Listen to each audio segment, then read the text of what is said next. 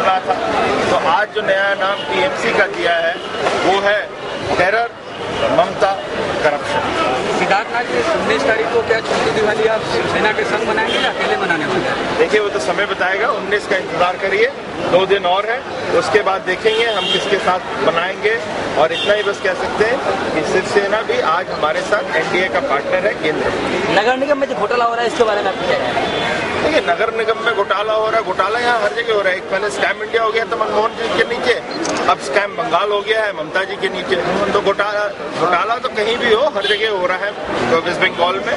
और घोटाला का पैसा अभी कहीं ना कहीं जिहाद के साथ जुड़ता जा रहा है, वो बड़ा खतरनाक हो गया है। मगर ऊपर हम लोग की सरकार है केंद्र में, और ये विश्वास है सबको कि मोदी जी की जो भी जब सरकार है केंद्र में, तो वो राष्ट्र विरोधी शक्तियों को नष्ट करने में वो कसर नहीं छोड़ेंगे। लेक मॉल के बारे में जो बात सामने आया, इसके बारे में आपको? लेक मॉल के देखिए, ये जो है एक व्यक्ति है जो एकदम से उभरते हुए बॉलीवुड की तरह सितारे बनते जा रहे हैं, फिल्म प्रोडक्शन कर रहे हैं। वो सिंगापुर में शायद गए भी थे, उनका रोल क्या था ये भी नहीं पता चला, ना फिल्म सिटी बनाने गए थे।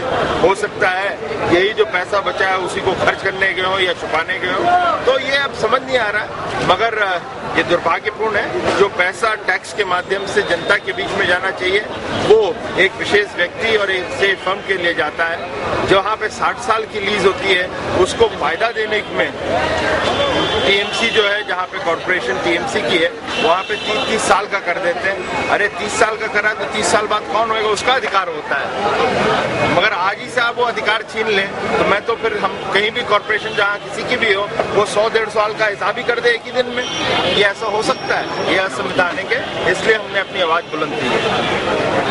Earlier, when CID and the local police investigated the Maoist in Badshah Road, they hardly could get anything.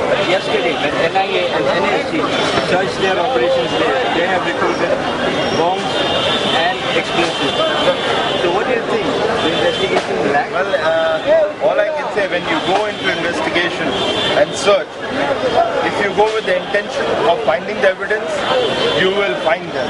But if you go with the intention of hiding the evidence and destroying, then you will not find it. So CID had gone with that purpose because the links were quite visible between TMC leadership and those jihadi groups.